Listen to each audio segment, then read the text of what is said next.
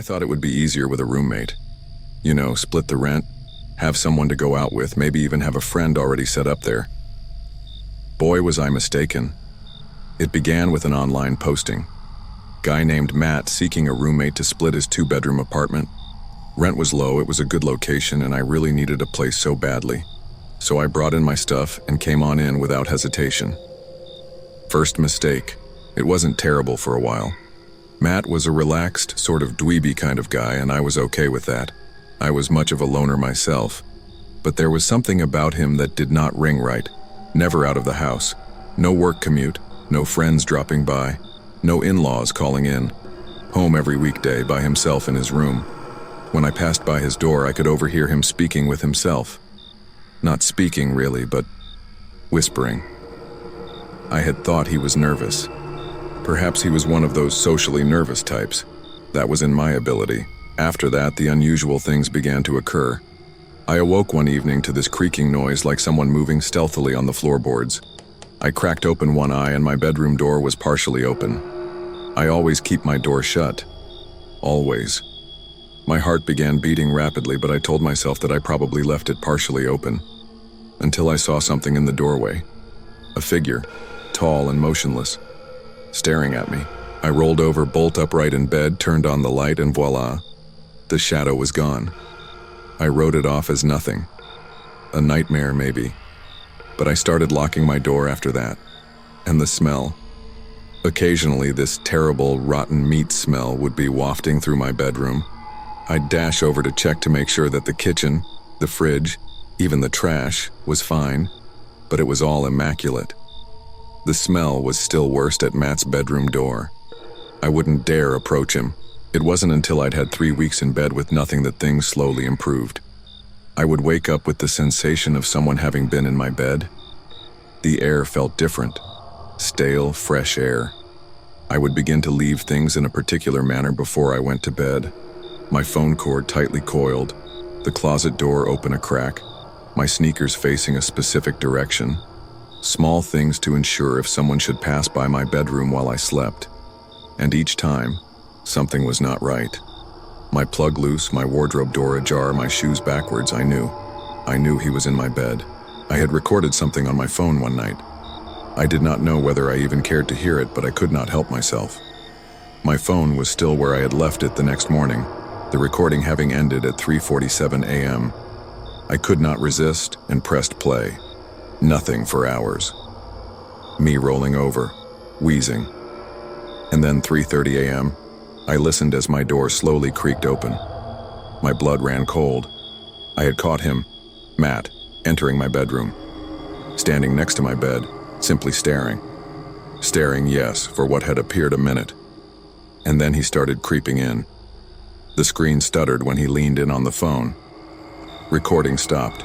I nearly vomited. I wanted to scream at him, scream, call the police. Something kept my hand from doing it, though. That evening, I jammed my dresser in front of my door, locked it, and paced with a racing heart thumping a mile a minute in my chest. At 3 a.m., the handle creaked slowly, and then harder, like he was trying to push against the level of pressure.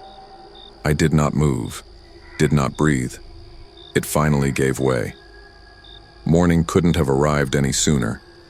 I had been thinking that I was going to be leaving for good.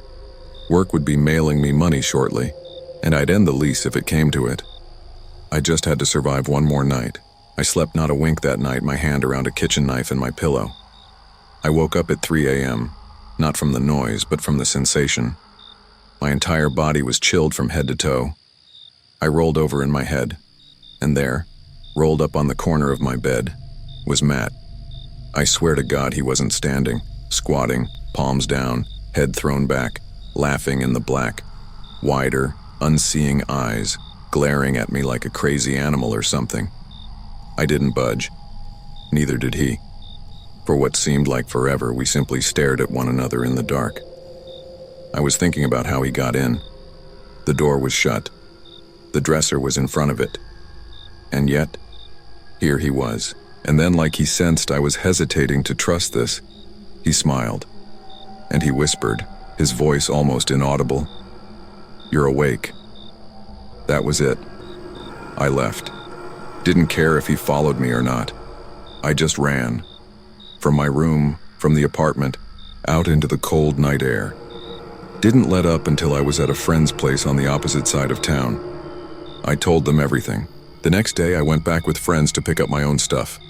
The door groaned as we pushed it open. And Matt? Nowhere to be found. No sign. His room? Locked up tight. No dresser, no one's stuff at all. Blank walls and that nasty smell still hanging around. I never did discover his story. No mention of him anywhere online. No tenant by his name. Poof. He vanished. Sometimes in the dead of night, I still wake up feeling like I am not alone, and I wonder if Matt ever actually left.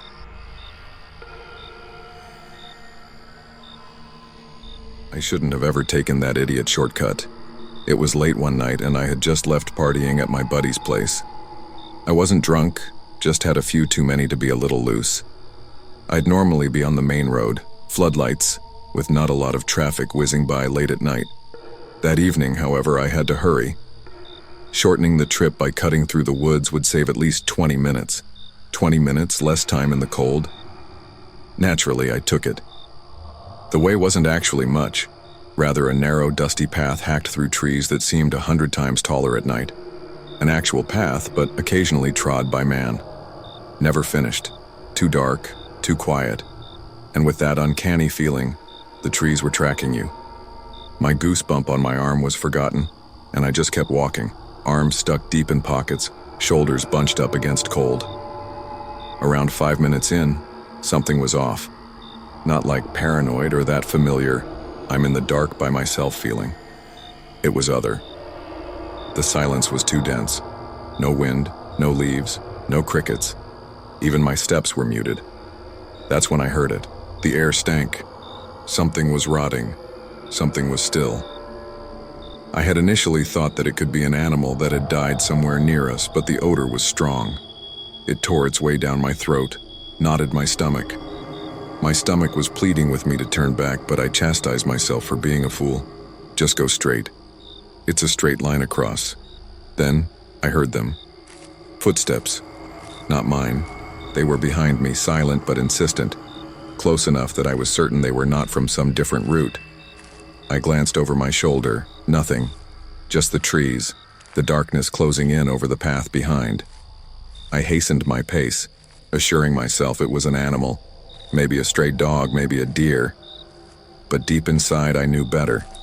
I wasn't alone. There was a limb that had come loose to my left. Too close.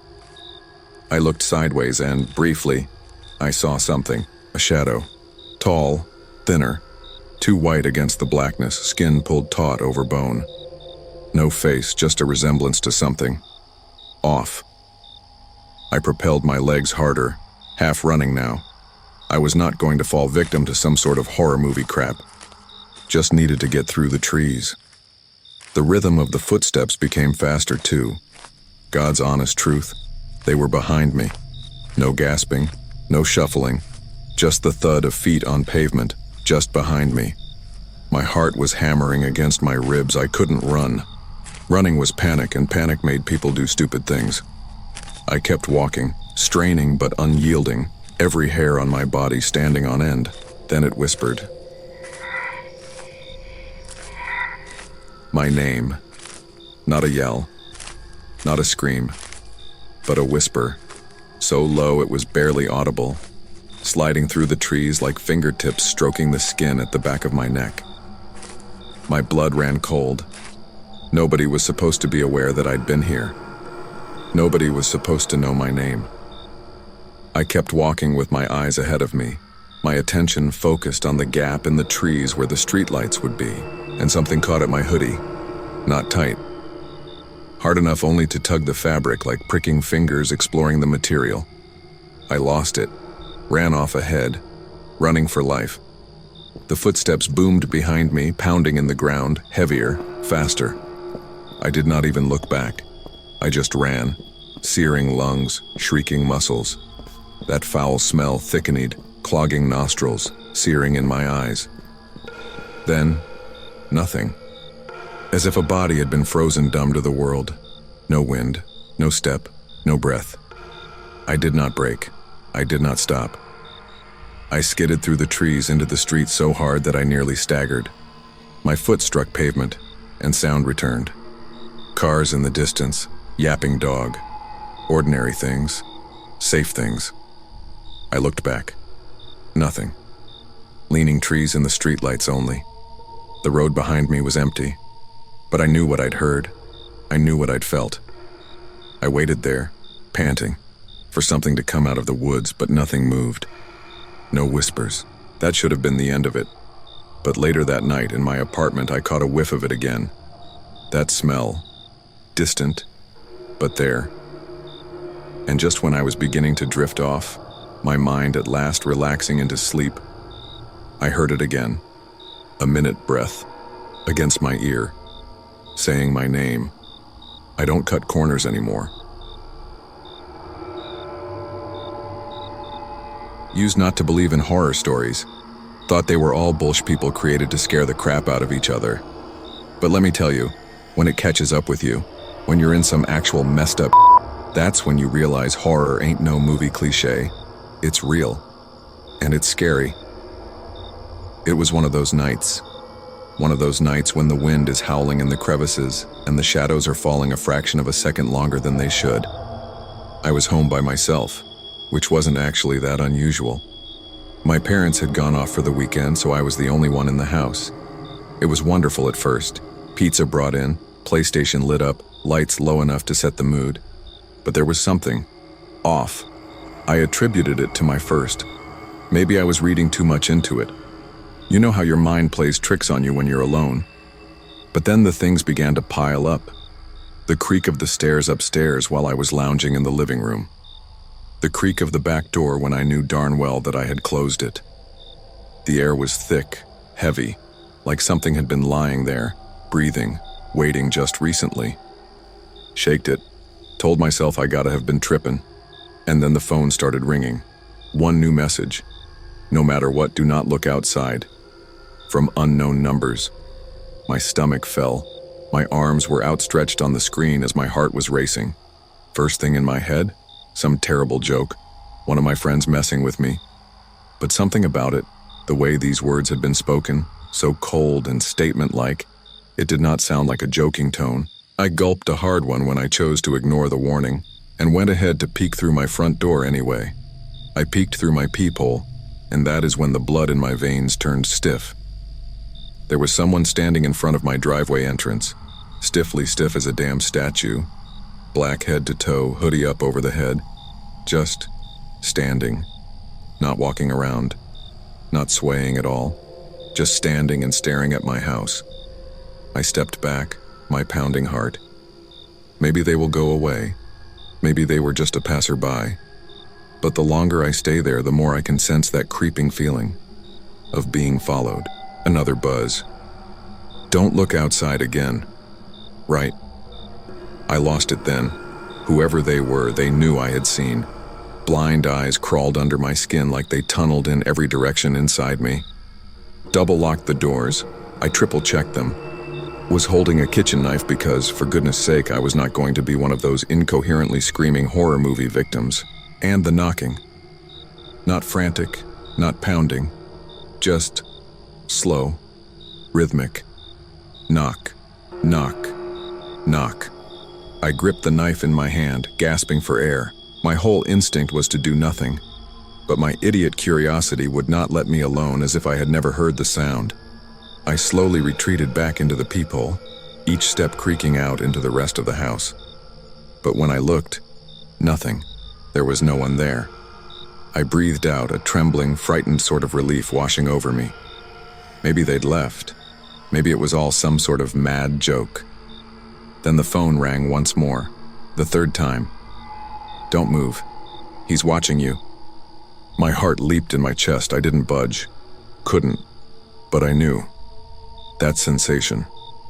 The feeling that something, someone, was standing behind me, close enough to touch, close enough to feel my heart racing in my chest.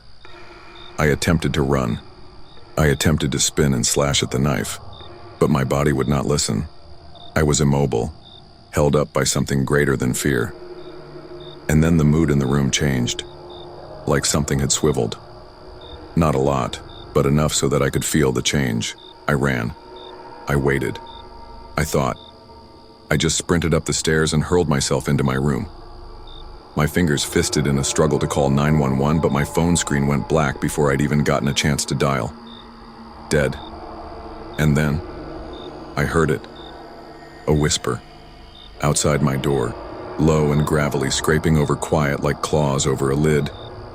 I see you. I jammed my hand into the side of my face so that I couldn't let loose with the scream building in me. I was shaking, backsliding with wetness. The doorknob groaned, feeling hesitantly and cautiously around the lock. And silence. I wasn't breathing. I wasn't moving. A minute. At least, or so it felt.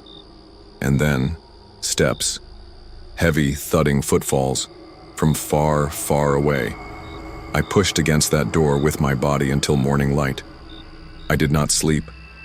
I never even allowed myself to shut my eyes. And when morning was finally upon us, I crept downstairs, still dazed with heart. The house was silent. Too silent.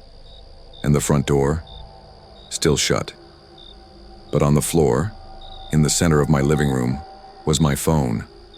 Off. Rolled up neatly in a pile. And on the floor next to it a piece of paper with a note. Next time, listen. I never slept in at home again alone after that. It is all about new beginnings, right? New floors, new walls, new home.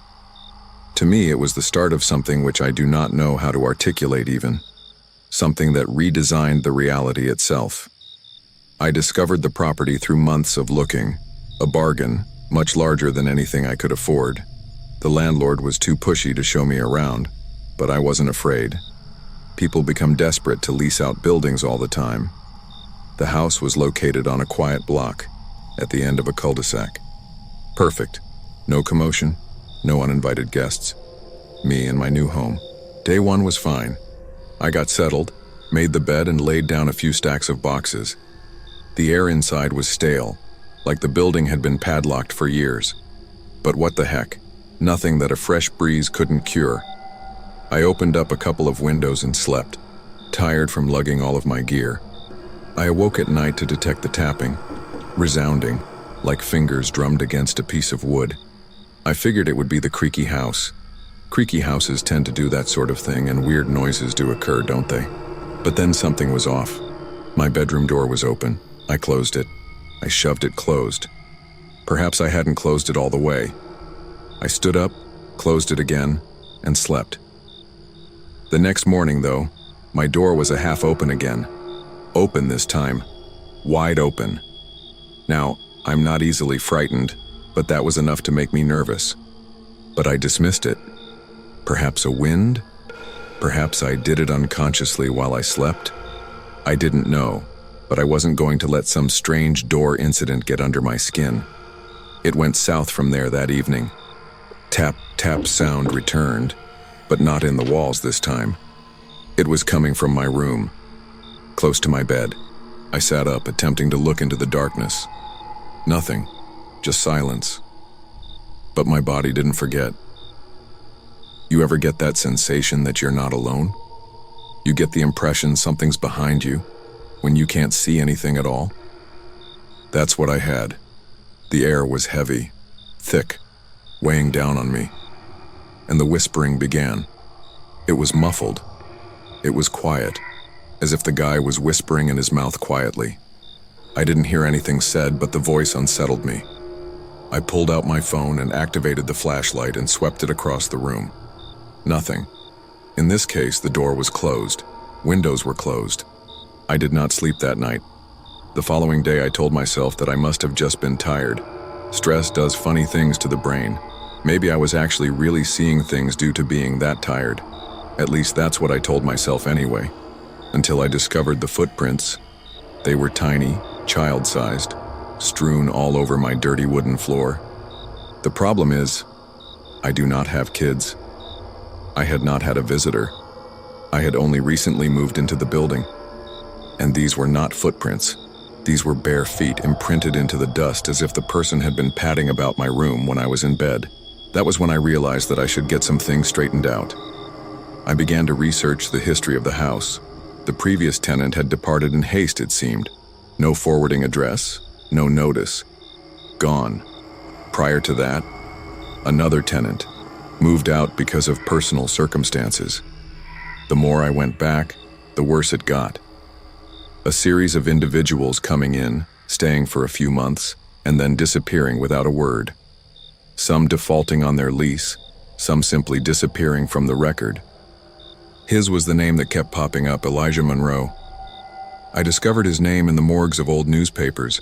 Lived in the house during the 60s. A boy, 8 years old. The story was brief, on the back pages. Local boy dead in family home. Suspicion of foul play. His parents not indicted. The crime not solved. I sat on that information, my stomach knotted. It was one thing to overhear rumors or find odd prints, but to know a child had died there, that was different. I told myself it was all just history, that the past could not harm me, but I knew better deep within. Air in my room that night was not like it had been before. Thick, weighted the way it is just before a storm. Tapping resumed again, though no longer solely from under the bed. From walls, the ceiling, the piece of floor. My bed subsequently shifted. Not so much a shiver, a wild, bitter cramp, as though something had grasped the form and pulled upon it. I sprang off my feet, thudding in my chest. My flash illuminated movement in the darkness of the corner. A darkness, not my shadow. Too small, and it was moving, and I heard it, as clear as can be this time. Help me. I ran. Thought nothing. Simple grabbed keys, cash, and smashed the front door open. Stopped not until I was in my vehicle, shaking hands, panting for air. I slept in my vehicle. I returned home the next day, my heart racing. The whole house was precisely how I had left it, but it wasn't the same. The air wasn't thick anymore. The house was hollow. I should have left and cleared out my stuff. Any normal person would have. But I had to know. I had to know what the devil I spotted was. I returned to the archives of the newspaper and learned more about the life of Elijah Monroe. The parents of his were suspected by the police of abuse, as it later turned out. His parents heard him scream, cry, but not enough to charge them in court. Elijah was found one night in his room, cold, dead, beaten all over his body. His parents said he fell. The police did not believe them, but no proof, so they left. It all made sense now. The footprints, the whispering, the intruder in my room. Elijah never left. I have no idea what was wrong with me, but I returned that evening. I waited on my bed, it being dark and motionless, and just waited. The knocking came back, however, but I wasn't afraid this time. I know what you did, I whispered silently. The knocking stopped. Something was wrong. And then, nothing. Perfect silence. The house was quiet after that. No whispers anymore, no shadows. Whatever had lived in that house all those years, whatever had been contained, was gone. I moved away a few months later. Not because of fear, but because the house never really did feel like home. Some houses hold too much pain, too much history. Even now, I am left with questions. Did I enable Elijah to die? Or did I simply at last come to terms with the monster that lurked on the periphery of my life? I don't know, and I suspect that I never will.